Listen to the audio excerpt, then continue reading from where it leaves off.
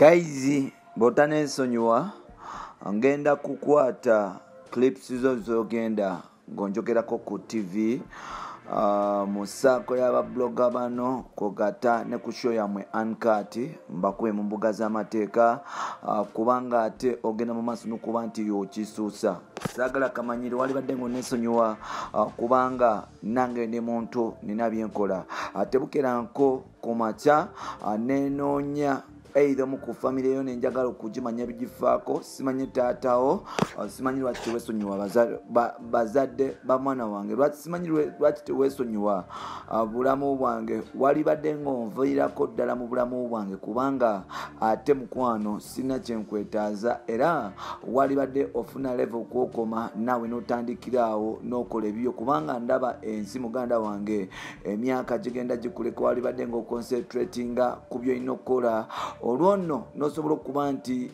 bitalina olwono osobola okuba nti ofuna byotalina ku ssaawa zino ebiseera bingi tumala ebiseera nga tukola ebintu ebitasaana kumbe nga ate yes ebisaana byali badde nga bitutwala mu maaso n'okumitinga abantu ab'enjawulo nateera tukwaniriza ku mukutu gwaffe omuganzi ogumanyikiddwa nga Uganda mu Kamoli ebigambo ebyo byowulira si byange bya mukyala mukulu amanyikiddwa nga Fulufiga alina byayogedde kyovula batandise bwe tutyo mpolampola osobola okuba nti ogafuna nga bwe nakugambye enkwaniriza nateera ku mukutu gwaffe omuganzi ogumanyikiddwa nga Uganda mu Kamoli amanya n'eddoboozi lwa Mutantambi Jimso Rich Boy Maxud Junior ngenda tumirako buli kyali mwange yenna ali mu nsi muno yes chali wangu ngamba yona mpuliriza atamuna nango kumala ebbanga lyonna ngamba nti obule kwanti otambula naffe ngenda tumirako blood wange Rokan Media yes big up on yourself my brother then tumireko na buli chali wange yenna ali around me nti kutumideko munywanyi mwebale kuba nti mutambula nange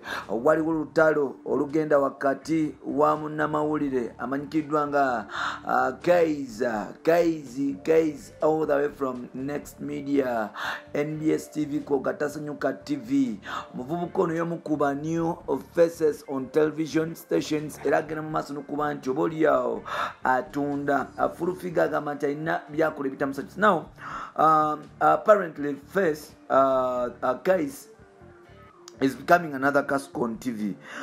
Kasku was bad on radio. Now on television, we are seeing another Kasku doing almost the same shit or the same thing. Not even the same thing. Sorry, of course, that's ekigambo. Like I was saying, ntitulaba case ali mugezaako okukola ekintu eky'ettabo nga Kasuku kye yakola. Kasuku yafuna amaanyi before nga tana crossinga ku TV. Otherwise, era yafuna amaanyi. Yes, okuva ku radio, and most of the time people who were inspired by Kasuku, they always try to cope up with the same style. I think this formula is working in the Uganda media industry, especially to the new faces in these media houses. For example, when you look at MC Bra, use the same thing, or Kuja. When you look at guys, is using the same thing. However much Ate Ibra is much respected when it comes to his work. He's more than his guy wakabi.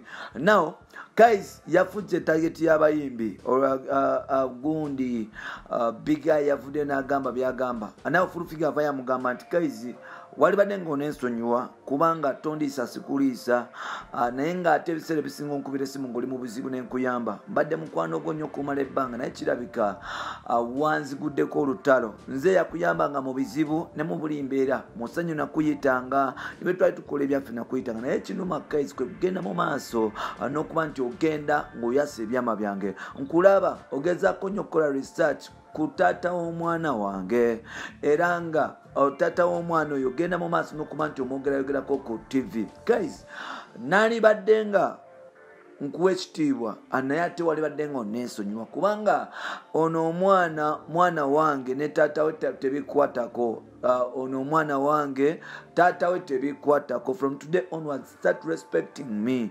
guys botaje kamwana wange ku TV mukamwako n'okumwogerako n'okutukolako research genda mu mbuga z'amateeka nkuwabire ogenda mu maaso ng'ovuma ku TV ogenda mu maaso ng'onswaza mu bakyaliibo naye ngenda kugulako omusango ye gwa cyberbullying. Fulufiga agamba nti she's tired of guys nti amwogerako amuvumako amuvuma n'ebitasaanidde. Now to me, let me come like this. Yes, constituent full figure avumye abantu bangi mukwano. Are you ever gwe ogamba bagala kussa wansi naye bangi bosizza wansi, bangi botyobodde nga bayana abaana n'obayita ebintu ebitalina mugaso. So if someone is trying to play the same game as you used to play, please give them a chance. They do exactly what you need to be there, because full figure you came as an artist, indisciplined artist, eyajja naweebwa chance mu bintu by'ekisiru bye yali okola, insulting, attacking, abusing and all that. Now abantu tebakyakutya kuba bali balowooza oli mukambwe, olowooza bwe bagenda mu government people will fear you. No one is going to fear you, but still njagala wekkakkanye oswalonyeyo pride mudde mu line mwetereze ne kaiziwo okubanga bino ebintu bya buntu ogenda mutwala mu magazi amateeka omukole ki, because like you pretend to being state house simanya advisor, simanya presidential advisor. Mukwano Jennifer genda mu maaso osooke wetereze ne kaizi mwekwate kubanga ebyo ebintu bitono biggwa temwetaaga mbuzigazi amateeka naye ng'ekitiibwa obutaleetera kikuwa, because now disrespecting abalala. Banange, if you want to respect, start respecting each other like other people. If you want to get respect from people, learn to respect them.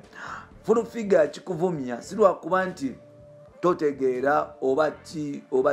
It is because you lack that manner respecting abantu abalala. Now this boy is using the same trick okucrazingira kumera. When you find weak artists in a full figure ne big guy, guys will win you guys, and now you're screaming loud on his man byebyo bampita ntambi Jimso full figure ye pise bagana kutwala kaizi mu court tubirinze.